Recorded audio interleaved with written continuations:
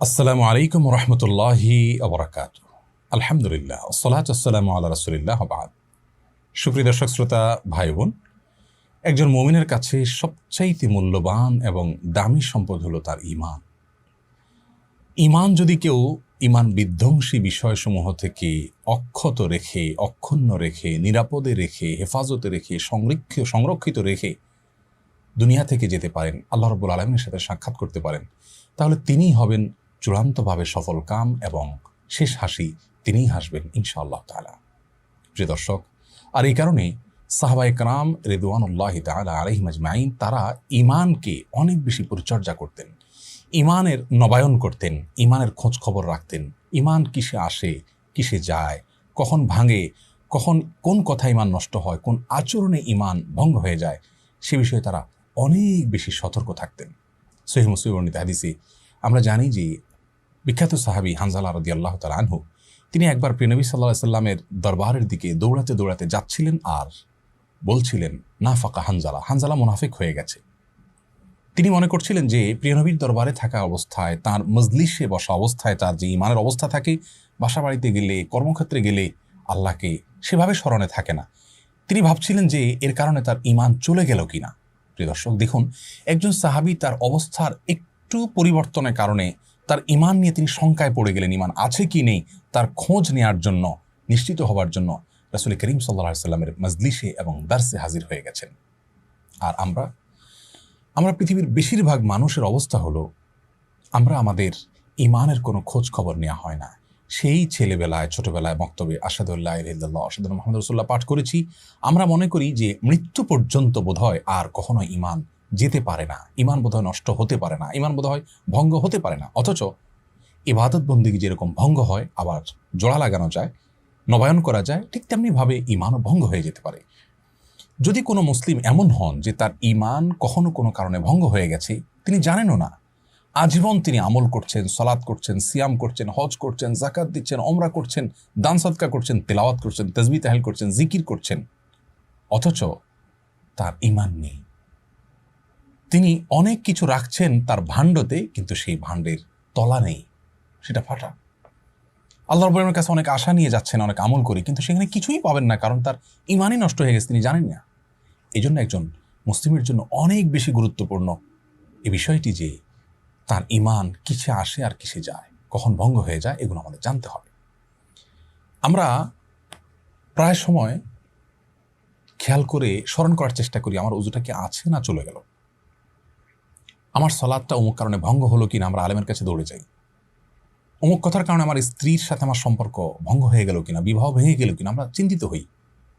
সিয়াম ভঙ্গ হলো চিন্তিত হই। প্রিয় দর্শক, আপনি আপনার নিজেকে প্রশ্ন করুন, জীবনে আপনি কয়জন আলেমের কাছে গিয়েছেন, কয়বার কোরআন এবং হাদিস খুলেছেন এই বিষয়টি জানার জন্য যে আপনার ঈমান আছে নাকি চলে গেছে?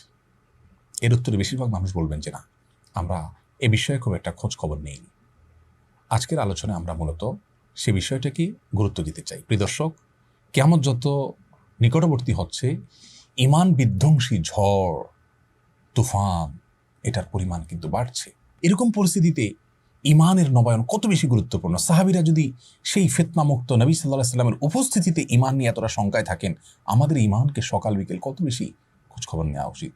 নবী আলাইহিস সালাম বলেছেন, এমন একটা সময় আসবে, আসবাহার রাজুলু মুমিনান ওয়া ইউমসি কাফিরা, মানুষ সকালে ঈমানদার থাকবে, বিকালে বেঈমান হয়ে যাবে, কারণ সে জানেও না যে কোন কথা ঈমান চলে গেছে, কোন কাজে ঈমান চলে গেছে, কোন বিশ্বাস ধারণ করবার কারণে ঈমান চলে গেছে। আমাদের ঈমান যদি ঠিক থাকে, আমল একটু কম থাকলেও ইনশাআল্লাহ আমরা চিরজাহান্নামী হওয়ার থেকে অন্তত রক্ষা পাবো। প্রিয় দর্শক, আর বিলম্ব না করে আসুন মূল বিষয় আপনাদের সঙ্গে শেয়ার করি। ঈমান ভঙ্গ হয় কি কি কারণে? ঈমান ভঙ্গের মৌলিক কারণ তিনটি, আর সেটাকে ব্যাখ্যা বিশ্লেষণ করে যদি আমরা আরো কিছু কারণ আবিষ্কার করি, তাহলে 3টি থেকে আরো 10টি বিস্তারিত কারণ আমরা আজ আপনাদের সঙ্গে শেয়ার করব। যে 3টি সংক্ষিপ্ত কারণে কথা বলবো, তার একটা হলো বড় শিরক, আরেকটা হলো বড় কুফর, আরেকটা হলো বড় মুনাফিকি। বড় শিরক, আল্লাহ রাব্বুল আলামিনের জন্য আমরা যা নিবেদন করি, সেটা যদি কোনো ব্যক্তি বা বস্তুর জন্য নিবেদন করি, তাহলে সেটা হয় বড় শিরক। শিরক শব্দের অর্থ হলো পার্টনার সাব্যস্ত করা, শরীক সাব্যস্ত করা। আল্লাহ রাব্বুল আলামিনের সঙ্গে যদি আমরা কোনো পার্টনার সাব্যস্ত করি, সেই পার্টনার কখন সাব্যস্ত করা হবে?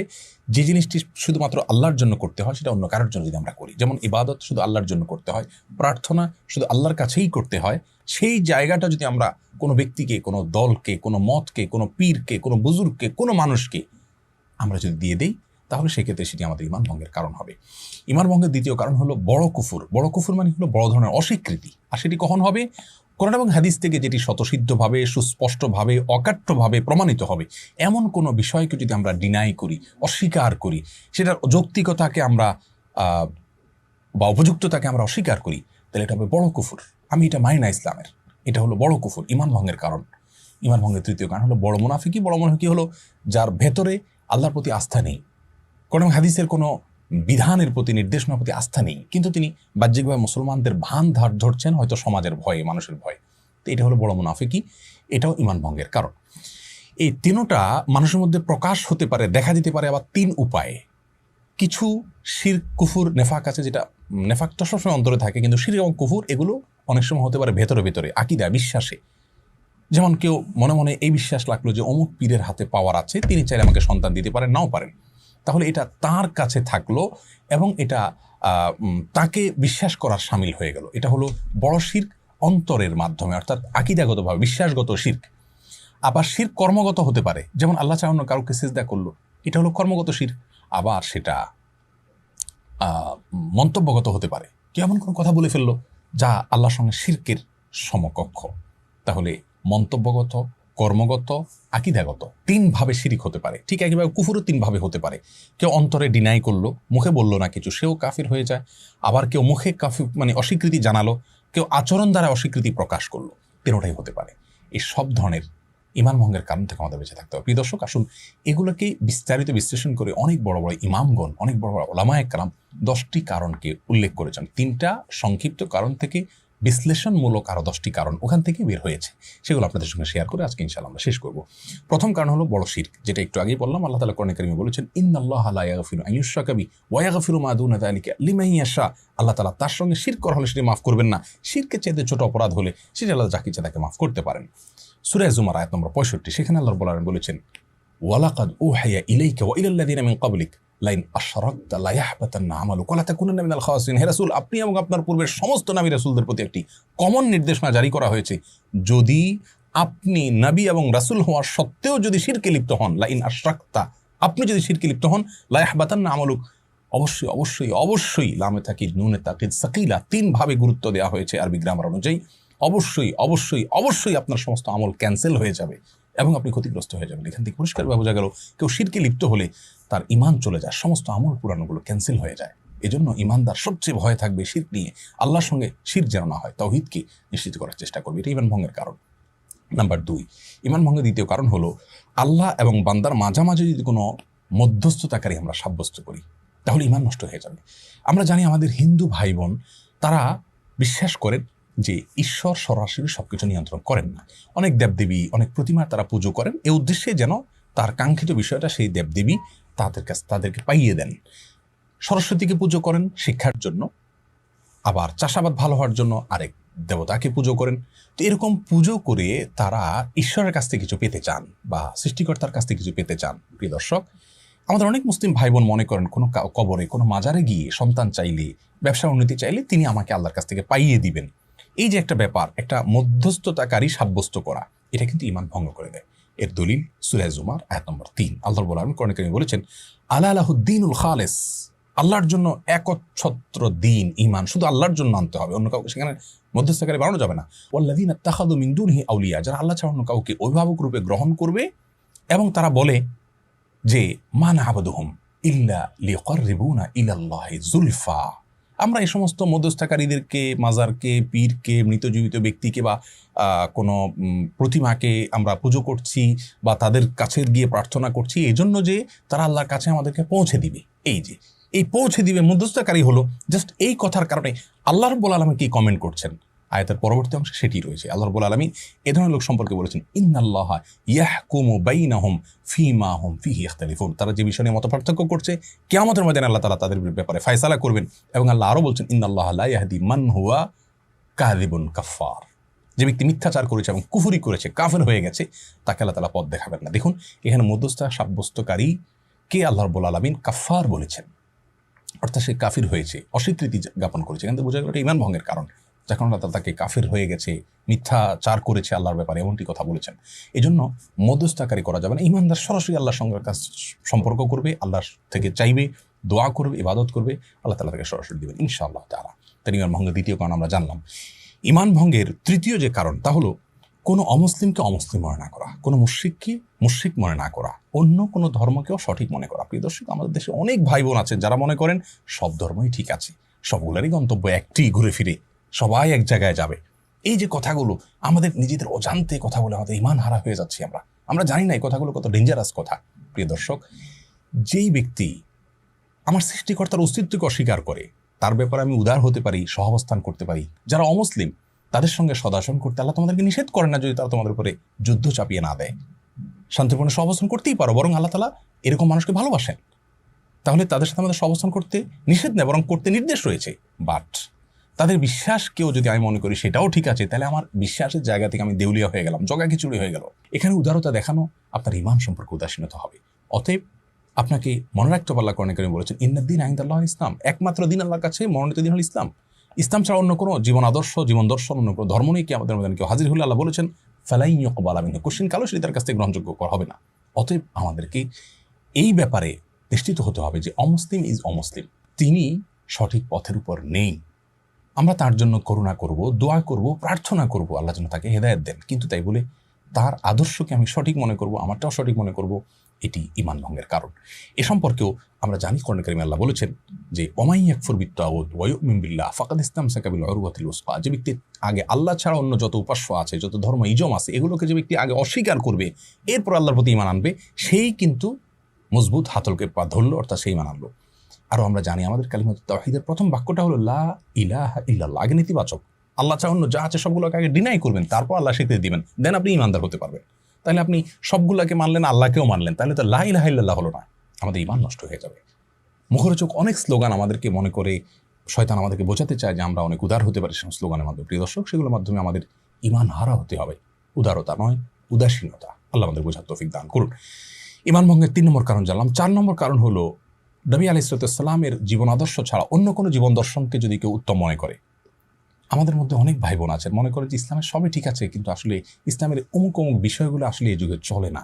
এক্ষেত্রে বোধ হয় অমুক ইজমটা, অমুক মতবাদটা, অমুক আইডিওলজিটা বোধ হয়, অমুক জীবন দর্শনটা বোধ হয় অনেক বেশি কার্যকর। নাউজুবিল্লাহ, এরকম কি মনে করলে সে ঈমানদার হতে পারে না। তার মানে আপনি আল্লাহ রাব্বুল আলামিনকে, তিনি যে সৃষ্টিকর্তা, তিনি যে সব কিছু করতে সক্ষম এবং তার হাতেই যে সব কিছু, তিনিই যে সব কল্যাণ অকল্যাণের মালিক, এটা আপনি বুঝতে অক্ষম হচ্ছেন। প্রিয় দর্শক, আমরা বিবেক দিয়ে আল্লাহর অনেক বিধানকে জাজ করার চেষ্টা করি, এটা মূর্খতা। কারণ জু সমাজ মে আ গই ও ফের খোদা কেউ কর হুয়া, এখানে যদি খোদা বলেছেন না বলে আল্লাহ বলা উত্তম। আল্লামা ইকবাল বলেছেন যে আপনার বুঝে চলে আসলো, আপনার ব্রেইনে যাকে আপনি ক্যাপচার করে ফেলতে পারলেন, সে আবার আল্লাহ কী করে হলো? যার সকল আদেশ নীতিতে যথার্থতা যৌক্তিকতা আপনার বিবেকের মিটার দিয়ে আপনি মেপে ফেলতে পারলেন, সে আবার আল্লাহ কীভাবে হলো? আরে আল্লাহ তো এমন মহাসৃষ্টি যে আপনার মতো ক্ষুদ্র মানুষ আল্লাহর সব নির্দেশ এবং আদেশের যৌক্তিকতা আপনি বের করতে পারবেন না, সেটাই স্বাভাবিক। এই জন্য ইসলামের সব নির্দেশগুলো আমার বুঝে আসলে আমি মানবো, না হলে বলবো না, এটা অযৌক্তিক, এটা ঈমান ভঙ্গের কারণ। এই বিষয়ে আমাদের সাবধান হতে হবে। একজন কাজের লোক, তার মালিক তাকে 10টা অর্ডার করেছেন, তিনি 2টা করেছেন আর 8টা করেননি। কেন করেননি? বলেন যে স্যার এটা আমার বুঝে আসছে না, এটা ভালো হবে না কাজটা। আপনি বলুন এই কর্মচারী থাকার যোগ্য থাকবে? মালিক তার দৃষ্টিকোণ অনেক গভীর থাকতে পারে, তিনি এটার উপকারিতার অন্য দিক জানতে পারেন, হয়তো কর্মচারী জানেন না, কিন্তু তিনি নিজে থেকে যদি মাতবরি করেন এবং বলেন না এটা যৌক্তিক, আমি করবো, এটা করবো না, তাহলে তার যেরকম চাকরি থাকবে না, আপনার ঈমান থাকবে না। যদি আল্লাহর কোনো আদেশ নিষেধের পর আপনি মনে করেন যে না এটা চলবে না, ওইটা চলবে। এই জন্য 4 নম্বর ঈমান ভঙ্গের কারণ হলো নবী আলাইহিস সালাম যা নিয়ে আসছেন তার সবগুলোকে, তার সকল আদেশ নিষেধকে একমাত্র আমাদের জন্য উপযোগী মনে করতে হবে। বুঝে আসুক আর না আসুক, আমি কয়টা বোঝার ক্ষমতা রাখি। আল্লাহ কোরআনে বলেছেন ফালা ওয়া রাব্বিকা লা ইউমিনুনা হাত্তা ইউহাক্কিমুকা ফীমা শাজারা বাইনাহুম, শপথ আপনার সত্তা রবের, যে ওই ব্যক্তি কখনো ঈমানদার হতে পারবে না যে সকল বিষয়ে নবী আলাইহিস সালামকে তার জীবনের সিদ্ধান্তদাতা হিসাবে গ্রহণ না করবে, তার সকল সিদ্ধান্তকে না মানবে, ঈমানদার হতে পারবে না। অতএব নবী সাল্লাল্লাহু আলাইহি ওয়াসাল্লামের সকল আনিত বিষয়গুলোকে আমাদের জন্য কল্যাণকর আমরা সেই হিসাবে বিশ্বাস করব। আমি পালন করতে পারছি না, আমার দুর্বলতা আছে, সেটা ভিন্ন বিষয়, তার জন্য আমার গুনাহ হবে, বাট আমি ঈমান হারা হব না। কিন্তু আমি এটাকে অনুপযুক্ত মনে করি, আমার ইমান হারা হতে হবে। নাম্বার 5, ইমান ভঙ্গের 5 নম্বর কারণ হলো নবী রাসূলুল্লাহ যে দিন নিয়ে এসেছেন, কোরআন হাদিসের যে বিষয়গুলো অকাট্যভাবে এবং সুস্পষ্ট বদিহি তথা স্বতঃসিদ্ধভাবে প্রমাণিত হয়েছে, তার কোনো একটির প্রতি যদি আমাদের কোনো ঘৃণা থাকে, অপছন্দ থাকে, তাহলে ইমান চলে যাবে। অনেক ভাই বোন আছেন বলে ইসলামের সব ভালো লাগে, এই যে পর্দার বিধানটা আমার ভালো লাগে না, ইসলামের সব ভালো লাগে, বাট এই যে সুদেরটা আমার ভালো লাগে না, ইসলামের সব কিছু ভালো লাগে, বাট অমুকটা আমার ভালো লাগে না, তমুকটা আমার ভালো লাগে না। এরকম কিন্তু অনেক ভাই বোন আছেন যারা এরকম বলেন। ওয়াল্লাযীনা কাফারু ফাতাআসাল লাহুম, যারা কুফরি করেছে তাদের ধ্বংস অনিবার্য।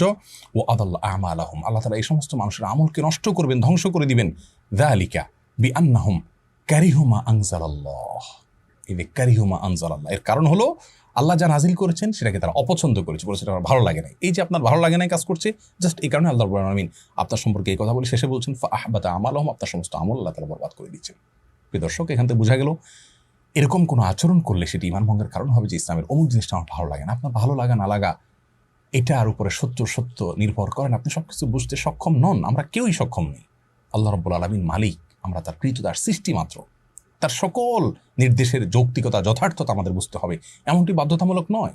এরপর ইমান ভঙ্গের 6 নম্বর কারণ হলো দিনের কোনো বিষয় নিয়ে বিদ্রুপ করা, ব্যঙ্গ করা। আমাদের অনেক ভাই বোন আছেন দায় নিয়ে ব্যঙ্গ বিদ্রুপ করেন, পর্দা নিয়ে ব্যঙ্গ বিদ্রুপ করেন, এটা অস্বাস্থ্যকর। আরে থাকা যায় নাকি, এটা তো একটা এটা আস্ত একটা ড্রামের মতো, এটা বাক্সের মতো, এই ধরনের কথা বলে আমরা আল্লাহ রাব্বুল আলামিনের নির্দেশকে, আল্লাহ যেখানে স্পষ্ট নির্দেশ করেছেন মেয়েরা তাদের ইউদিনিনা আলাইহিন্না মিন জালাবিবিহিন্না, মাথার উপরের কাপড়কে টেনে দিবি, তার মানে ঢেকে ঢুকে থাকবে, আপনি সেটাকে নিয়ে ট্রল করছেন, বিদ্রুপ করছেন। আপনার কোনো বন্ধু দায় রাখছেন, আপনার হয়তো আল্লাহর প্রতি বিশ্বাসের কোনো কমতি নাই, কিন্তু দুষ্টুমি করে আপনি মজা করে তাকে নিয়ে ট্রল করে ফেললেন। দেখুন, এটি নবী আলাইহিস সালামের সুন্নাহ, কোরআন হাদিসের বিষয়টাকে নিয়ে ট্রল করলে ইমান থাকবে না। আর এই সম্পর্কে আল্লাহ রাব্বুল আলামিন কোরআনে কারীমে বলেছেন সূরা তাওবাতে, কুল আবিল্লাহি ওয়া আয়াতিহি ওয়া রাসূলিহি কুনতুম তাস্তাহজিউন, কিয়ামতের ময়দানে কাফিরদেরকে আযাব দিতে বলা হবে, তোমরাই কি সেই গোষ্ঠী যে দুনিয়াতে আল্লাহকে নিয়ে, তার রাসূলকে নিয়ে ব্যঙ্গ করতে, তার আয়াত নিয়ে বিদ্রুপ করতে। লা তা'তাদিরু, আজ কোনো ওজর খাহি করো না, আজ তোমাদের কোনো ওজর খাহি শোনা হবে না। কদ কাফারতুম বাদা ঈমানিকুম, তোমরা ঈমান আনার পরে, মুসলমানের ঘরে জন্ম নেওয়ার পরেও, ঈমান আনার পরেও, কদ কাফারতুম বাদা ঈমানিকুম, তারপর তোমরা কুফরি করে ফেলেছো, কাফের হয়ে গেছো, ঈমান ভঙ্গ হয়ে গেছে বিদ্রুপ করার কারণে। খবরদার, আমরা কখনো দিনের কোনো বিষয় নিয়ে বিদ্রুপ ব্যঙ্গ করবো না, তাচ্ছিল্য করবো না, ট্রল করবো, নিজে না মানতে পারি কিন্তু ট্রল করবো না। রাষ্ট্রের কোনো বিধানকে কেউ লঙ্ঘন করলে সাধারণ অপরাধী হয়, কিছু সাজা হয়, এরপরে ছাড়া পায়। কিন্তু রাষ্ট্রের যদি বিধানকে নিয়ে, রাষ্ট্রের অস্তিত্বকে নিয়ে যদি কেউ ট্রল করে, তাহলে সেক্ষেত্রে সে কিন্তু রাষ্ট্রদ্রোহী হিসেবে বিবেচনা হয়, সাধারণ অপরাধী থাকে না। আল্লাহর কোনো বিধানকে নিয়ে ট্রল করলে আপনি আল্লাহদ্রোহী হবেন, ঈমান হারা হবেন। 7 নম্বর ঈমান ভঙ্গের কারণ হলো জাদু। কোরআনে কারীমে আল্লাহ বলেছেন হারুত মারুত নামক 2 ফেরেশতাকে আল্লাহ তাআলা পাঠিয়েছেন, তারা মানুষকে জাদু শিক্ষা দিয়েছেন, এবং আল্লাহ তাআলা সাবধানও করেছেন যে এটা যেন কেউ শিক্ষা গ্রহণ করে প্রয়োগ না করে। কেউ যদি জাদু শিক্ষা গ্রহণ করে, প্রয়োগ করে, এটা এক্সারসাইজ করে, চর্চা করে, তাহলে সেক্ষেত্রে সেই ব্যক্তি সম্পর্কে আল্লাহ রাব্বুল আলামিন কুফরির বাক্য ব্যবহার করেছেন এবং বলেছেন যে কিছু লোক শিখেছে তারা কুফরি করেছে, যারা শিখেনি বা চর্চা করেনি তারা কুফরি করেনি। এখান থেকে অনেক ইমামগণই বলেন যে জাদু এটার সাথে কেউ সংশ্লিষ্ট হলে, অর্থাৎ জাদু শিখলে, চর্চা করলে, প্রয়োগ করলে সে ব্যক্তি ঈমান হারা হয়ে যায়। এই জন্য এর শাস্তিও মৃত্যুদণ্ড, সকল ইমামদের ঐক্যমতে সর্বোচ্চ শাস্তি। এটি ঈমান ভঙ্গের কারণ অনেক ইমামদের মতে, বরং বেশিরভাগ ইমামদের মতে। কেউ কেউ এ ব্যাপারে, এই পয়েন্টের ব্যাপারে দ্বিমত পোষণ করেছেন। 8 নম্বর ঈমান ভঙ্গের কারণ হলো মুসলিমদের বিরুদ্ধে কোনো প্রকার ষড়যন্ত্রে লিপ্ত হওয়া। আজকাল অনেক মানুষ আছে যারা মুসলমানদের সন্তান, বিভিন্ন দেশে গিয়ে দেখা যায় মুসলমানদের বিরুদ্ধে বিভিন্ন এজেন্ডা নিয়ে তারা আসছেন এবং অমুসলিমদের সাথে বসে তারা মুসলিমদের নিয়ে বিভিন্ন ষড়যন্ত্র করছেন, এবং মুসলিমদের উন্নতি, অগ্রগতি তাদের চক্ষুশূল হওয়ার কারণ হয়। মসজিদ কেন বেড়ে যাচ্ছে, মাদ্রাসা কেন বেড়ে যাচ্ছে, আলেম ওলামা কেন বেড়ে যাচ্ছে, পর্দা কেন বেড়ে যাচ্ছে, এই যে অমুসলিমদের সাথে বসে বসে সলা পরামর্শ করা, মুসলিমদেরকে বিভিন্নভাবে ইসলাম চর্চা থামানোর চেষ্টা করা, এই সবগুলো ইসলাম বিরোধী বা অমুসলিম তথা আল্লাহর প্রতি অবিশ্বাস যারা আছে তাদের সঙ্গে আঁতাত করার শামিল। এটাও ঈমান ভঙ্গের কারণ। কোরআনে কারীমে আল্লাহ তাআলা সম্পর্কে বলেছেন, ইয়া আইয়ুহাল্লাযীনা আমানু লা তাত্তাখিযুল ইয়াহুদা ওয়ান নাসারা, আর ইহা ঈমানদাররা তোমরা ইহুদি খ্রিস্টানদেরকে বন্ধুরূপে গ্রহণ করবে না, তারা এক অন্যের বন্ধু হতে পারে। ওয়া মাইয়াতাওয়াল্লাহু মিনকুম ফাইন্নাহু মিনহুম, তোমাদের মধ্যে কেউ যদি তাদের সঙ্গে গিয়ে সলা পরামর্শ করে তাহলে তারা তাদের অন্তর্ভুক্ত হয়ে যাবে। ইন্নাল্লাহা লা ইয়াহদিল কওমাজ যালিমিন, নিশ্চয়ই আল্লাহ রাব্বুল আলামিন জালেম সম্প্রদায়দেরকে হেদায়েত দেন না। এই আয়াত থেকে পরিষ্কারভাবে বোঝা গেল এটি ঈমান ভঙ্গের কারণ। ঈমান ভঙ্গের 9 নম্বর কারণ হলো যদি কেউ মনে করে যে কিছু লোক আছে অথবা তিনি নিজে ইসলামের যে আদেশ নিষেধ আছে এগুলোর ঊর্ধ্বে, আরে রাখো, এগুলো কেন পালন করতে হবে, এগুলোর ঊর্ধ্বে মনে করেন কাউকে। অনেক পীরের মুরিদ আছেন, মনে করেন যে আমার পীর সাহেব এগুলো থেকে ঊর্ধ্বে, তার নামাজ কালাম লাগে না, তিনি ইসলামের সমস্ত আদেশ নিষেধের ঊর্ধ্বে, এরকম যদি কেউ মনে করে, সেটিও ঈমান ভঙ্গের কারণ হতে পারে। 10 নম্বর ঈমান ভঙ্গের কারণ হলো যদি কেউ তার আচার আচরণে, কাজে, কর্মে সার্বিকভাবে ইসলাম থেকে নিজেকে ধুয়ে মুছে আলোক করে ফেলে। তার জীবনে কোনো ইসলামের ছিটে ফোঁটা পর্যন্ত নাই, না নামাজ পড়ে, না রোজা রাখে, না হজ করে, না জাকাত দেয়, না টুপি পরে, না আল্লাহ বলে, না রাসূল বলে, না কোরআনের কথা বলে, না হাদিসের কথা বলে, তার জীবন আচারের মধ্যে ইসলামের কোনো লেশ মাত্র নেই। এরকম বহু মানুষ কিন্তু আমাদের সমাজে আছে, নামে মুসলিম, কিন্তু ওনার ভিতরে কখনো না জুমা পড়ে, না ঈদের নামাজ পড়ে, না কোরবানি করে, না রোজা রাখে, কিচ্ছু নাই, ইসলামের কোনো কিচ্ছু নেই। এই ব্যক্তির এই আচরণটাও ঈমান ভঙ্গের কারণ। কারণ এই যে বিমুখ হয়ে যাওয়া, সম্পূর্ণরূপে ধুয়ে মুছে নিজেকে আলাদা করে ফেলা, এটা পরিষ্কারভাবে কিন্তু কুফরি, এটা কিন্তু অস্বীকৃতি। আল্লাহকে স্বীকার করলে কিছু না কিছু ক্ষেত্রে তার প্রকাশ ঘটার কথা। এ সম্পর্কে কোরআন কারীমের একটি আয়াত আমরা দেখতে পাই। আল্লাহ রাব্বুল আলামিন ইরশাদ করেছেন, ওয়ামান আযলামু মিম্মান যুক্কিরা বিআয়াতি রাব্বিহ, যে ব্যক্তির কাছে তার রবের আয়াত এবং নিদর্শনসমূহ এগুলো তাকে স্মরণ করিয়ে দেওয়া হলো, ফাআরাদা আনহা, এরপর সে এখান থেকে বিমুখ হয়ে গেল, এগুলোকে সে পাত্তা দিল না, ডিনাই করলো না, গায়ে মাখলো না। ইন্না মিনাল মুজরিমিনা মুনতাকিমুন, আমি এই ধরনের অবাধ্যদের কাছ থেকে প্রতিশোধ গ্রহণ করবো, আল্লাহ বলছে। প্রিয় দর্শক, এই ধরনের কথা, প্রতিশোধ গ্রহণ করার কথা কুফরি বা কাফের হওয়া ছাড়া আল্লাহ তাআলা বলেন না সচরাচর। অতএব বোঝা গেল এটি ঈমান ভঙ্গের কারণ। এক নজর আবার বলে দিচ্ছি ঈমান ভঙ্গের কারণসমূহ। 1 নম্বর শিরক করা, 2 নম্বর হলো আল্লাহ এবং বান্দার মধ্যে বা ওদের ক্ষেত্রে কোনো মধ্যস্থতাকারী সাব্যস্ত করা, আর 3 নম্বর হলো আল্লাহ রাব্বুল আলামিনের নির্দেশকে যারা লঙ্ঘন করে বা ঈমান আনে না, অমুসলিম, তাদেরকে অমুসলিম মনে না করা, তাদেরকেও সঠিক মনে করা। 4 নম্বর হলো আল্লাহ নবী সাল্লাল্লাহু আলাইহি ওয়াসাল্লাম আনিত দ্বীনের চাইতে কোনো আইডিওলজিকে, কোনো জীবন দর্শনকে উত্তম মনে করা। 5 নম্বর হলো নবী সাল্লামের আনিত কোনো দিনকে, দিনের কোনো বিষয়কে কেউ যদি অপছন্দ করে, তার ভালো না লাগা কাজ করে তথাকথিত, তাহলে সেটি ঈমান ভঙ্গের কারণ হবে। 6 নম্বর হলো দিনের কোনো বিষয় যদি কেউ বিদ্রুপ করে, ব্যঙ্গ করে, ঠাট্টা করে সেটি। 7 নম্বর হলো যদি জাদু শিখে, চর্চা করে, প্রয়োগ করে সেটি। 8 নম্বর হলো মুসলিমদের বিরুদ্ধে যদি অমুসলিমদের সাথে গিয়ে ষড়যন্ত্র করে সেটি। এবং 9 নম্বর হলো কেউ যদি মনে করে যে সেই অথবা নির্দিষ্ট কিছু লোক তারা কোন হাদিসের এই সমস্ত আদেশের ধার ধারণা এগুলোর ঊর্ধ্বে তারা এগুলো কোনো প্রয়োজন মনে না করে, অনাবশ্যক মনে করে সেটি। আর 10 নম্বর হলো দিন থেকে পরিপূর্ণরূপে তার কাজের মাধ্যমে বিমুখ হওয়া, সে কার্যতে কুফরি করছে, কোনো কিছুকেই দিনের ছিটেফোঁটা তার মধ্যে রাখছে না। এই সবগুলো ঈমান ভঙ্গের কারণ। প্রিয় দর্শক, ঈমান ভঙ্গের মৌলিক 3 কারণ এবং বিস্তারিত 10 কারণ, এগুলোকে অক্ষরে অক্ষরে রপ্ত করে আমাদের মধ্যে কখনো এগুলো লেশ চলে আসে কিনা আমরা সেটিকে যাচাই করে ফেলবো। আর ইতিমধ্যে যদি কেউ এরকম কোনো কারণের মধ্যে পড়ে থাকি, এক্ষুনি তওবা করে আল্লাহর কাছে লজ্জিত হয়ে মাপ চাইব, নতুন জীবন করবো। ইনশাআল্লাহ আল্লাহ তাআলা পেছনের সমস্ত গুনাহ মাফ করে দিবেন এবং নতুন হিসেব আমার শুরু হবে, হালখাতা হয়ে যাবে। আল্লাহ রাব্বুল আলামিন আমাদের ঈমানগুলোকে শত সহস্র ফিতনা, ধোঁয়াশা, বিভ্রান্তি এবং গুমরাহি, পথভ্রষ্ট হওয়ার মতো যে ঈমান বিধ্বংসী ঝড়গুলো আসছে, এ সকল ঝড়ে, এক এক ঝড়ে কিছু মানুষ কাফের হয়ে যায়, বেঈমান হয়ে যায়। সকল ঝড়ে আমাদের ঈমানকে ধরে রেখে, অক্ষত রেখে আল্লাহর সঙ্গে সাক্ষাৎ করার, আখিরাতে উপস্থিত হওয়ার তৌফিক আমাদের সকলকে দান করুন। সেই সাথে আহ্বান রাখছি, অনভিশনের সাথে আমরা আছি, আপনারাও থাকুন এবং অনন্য আয়োজনের সঙ্গে যুক্ত হয়ে কোরআন এবং হাদিস সম্পর্কে জানার চেষ্টা করুন। এটাকে প্রচার এবং প্রসার করতে আপনারা উদ্যোগী হন। জাযাকুমুল্লাহু খায়রা। আসসালামু আলাইকুম ওয়া রাহমাতুল্লাহি ওয়া বারাকাতুহু।